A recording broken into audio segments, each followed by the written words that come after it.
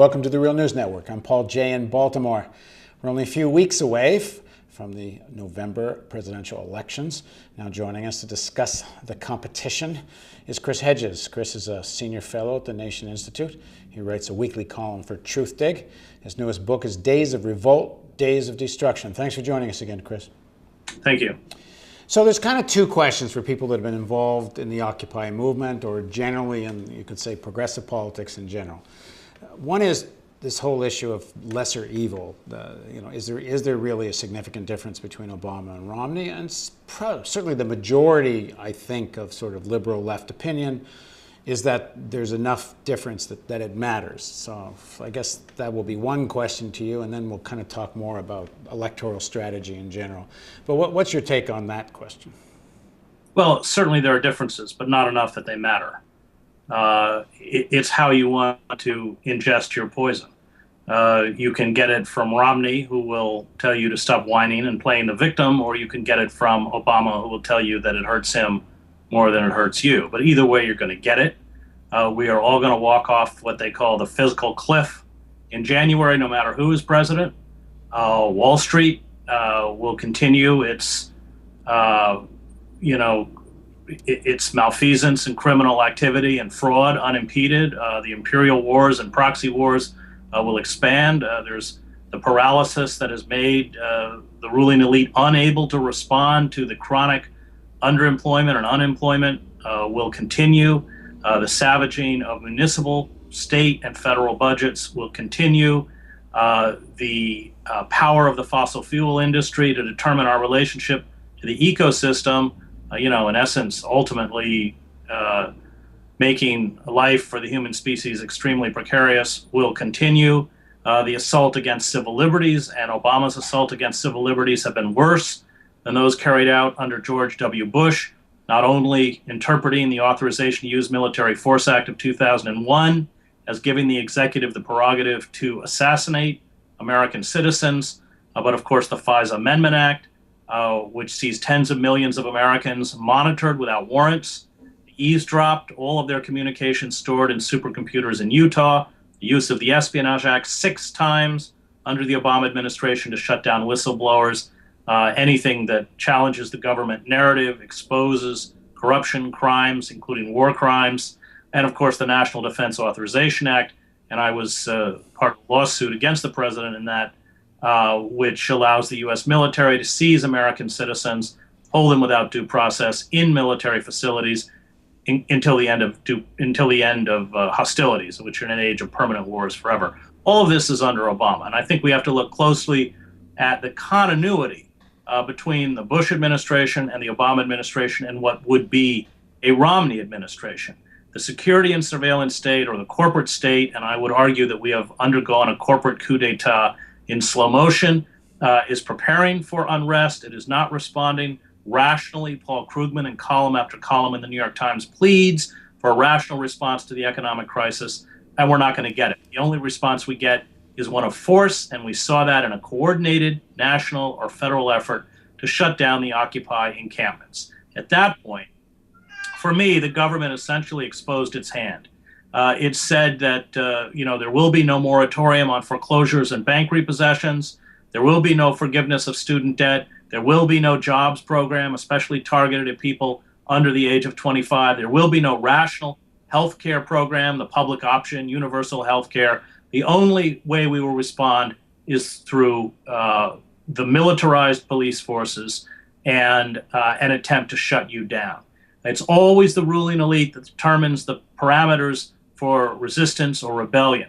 And that means something else is coming. The system has not been able to respond in a rational way, the way the Roosevelt administration responded rationally through the New Deal. And because of that, we're in deep, deep trouble. So I think all of our hope now has to be invested in acts of civil disobedience. I intend to vote, but I will not vote for Barack Obama. I'll vote for a third-party candidate, Rocky Anderson or Jill Stein from the Green Party. Would it make any difference to you if you were in a swing state where a few votes might matter? No, because the problem is that we who care about the underclass, who care about protecting what's left of our anemic democracy, who care about battling back against corporate power have no influence within the Democratic Party. And the policies of the Democratic Party are evidence of that. The only hope we have left is to be obstructionist. There's all the pressure is from the other side. And if you look at all of the policies of the Democratic Party in Europe, they would be a far-right party, without question, including the prosecution of preemptive war, which under post-Nuremberg laws, these wars are illegal. We have no right to define the terms of the occupation in places like Iraq or Afghanistan. I just think you can, the simple argument is that by ceding so much to the Democratic Party and refusing to stand up for our principles is not worked, and it hasn't worked. And we have to begin to defy centers of power that essentially, I think, since Citizen United, have been hostage to corporate interests. I mean, including the judiciary, which is pretty much a wholly owned subsidiary of the corporate state. Now, if you take as a sort of given that both parties represent different sections of the American elite, both parties are financed by different sections or often the same section of Wall Street, both parties are totally wrapped up with the military-industrial complex, et cetera, et cetera. Take that as a given. Do you not think that, first of all, around George Bush, last George Bush, and around Romney, the kind of neocon foreign policy people that have certainly, the invasion of Iraq, most of the professional foreign policy people in both parties really were opposed to that invasion, and so was President Obama, and not because he was against having a war that would be good for the empire, was because he thought it was a war that wouldn't be good for the empire. He said it quite clearly. He was against the Iraq war because it weakened America's ability to project power, not because there's anything wrong with invading somebody. But that being said, you could say there's a certain rationality in terms of the American pragmatic foreign policy, which certainly includes waging war if they think it's in their interest. But the neocons seem to take it another step, which is somewhat irrational. And around Romney, he seems to have gathered those people. And I guess the short of my question is, are they not more likely to participate in some kind of war against Iran? I don't think, well, first of all, it's the Pentagon that determines whether we go to war or don't vis-a-vis Iran. And the Pentagon has been adamantly opposed to direct U.S. involvement in any war with Iran. We saw that under the Bush administration, and we see it again under the Obama administration. I think you have to go back and look at the congressional elections of 2006 when the Democrats retook control of Congress on the issue of the Iraq war. And yet, once in power, they not only continued to fund the war, but increased troop levels in Iraq by 30,000. The rhetoric of the Democratic Party just does not match the actions of the Democratic Party. And I think you could argue that much of the rhetoric of the Republican Party, which plays to the lunatic fringe and the Christian right and the Tea Party and other sort of nefarious elements within the American political landscape, these people are also very frustrated because in the end, and we have to look at patterns of governance, the way Mitt Romney governed Massachusetts essentially put him as, a corporate administrator, which of course he once was, in the same way that Obama functions as a corporate lawyer. You can take the issue of Obamacare. This whole plan was hatched in the Heritage Foundation, put into practice in 2006 by Mitt Romney in Massachusetts, and then adopted by Obama. Obamacare is Romney care.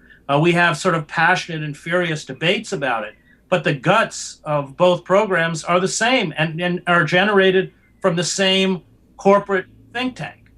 And I think that is just true over and over and over. Whether it's the issue of civil liberties, whether it's the issue of the refusal to curb Wall Street, whether it's the issue of no reining in of this massive industrial military complex, which has cannibalized the country, consuming 50% of all discretionary spending, and the Democrats won't even stand up against a particular weapon system. I mean, they used to do that. They won't do that anymore. And I think Sheldon Wolin is right in his great book, Democracy Incorporated. We live in what he calls a system of inverted totalitarianism. It's not classical totalitarianism. It doesn't find its expression through a demagogue or a charismatic leader, but through the anonymity of the corporate state. That you have corporate forces that purport to pay fealty to electoral politics, the iconography and language of American patriotism, the Constitution, and yet have subverted internally all of the levers of power as to render the citizen impotent. And I think that's where we are. And we have very little time left in terms of climate change alone. If we do not wrest control of our relationship to the ecosystem back from ExxonMobil and BP and big coal, we're finished. I mean, we're literally finished. 40% of the summer Arctic sea ice gone. And the response of our corporate overlords is to race up there to mine the last vestiges of minerals, oil, gas, and fish stocks. It's insane. It's out of Melville's Moby Dick. We're being held forward by a class of Ahabs. And as Ahab said, my means and my methods are sane, my object is mad. And that's precisely where we are. And neither Barack Obama or Mitt Romney is going to wrest control back from the hands of these forces. That's up to us. So in terms of up to us, within that, doesn't there need to be some kind of electoral strategy of some kind, whether it's third party or something, in the sense that in the final analysis, to wrest that control, you need political power? No, that's incorrect. All of the true correctives to American democracy came through movements that never achieved formal positions of political power, whether that was the Liberty Party that fought slavery, the suffragists who fought for women's rights, the labor movement, or the civil rights movement. And yet you could argue that until April of 1968, when he was assassinated, Martin Luther King was the most powerful political figure in this country, because when he went to Memphis, 50,000 people went with him. I watched or covered as a reporter all of the revolutions, or most of the revolutions in Eastern Europe, including the East German revolution that brought down the Stasi state. And when a system becomes as decayed, corrupt, and isolated as our corporate elite has become, the foot soldiers of that elite are no longer willing to expend their passion and their energy to defend it. So that when Erich Honecker, the dictator of East Germany, sends down an elite paratroop division to fire on the crowds in Leipzig, they refuse. Honecker lasts another week in power. And I think that the Occupy movement has shown us, first of all, where real power lies, and that's Wall Street.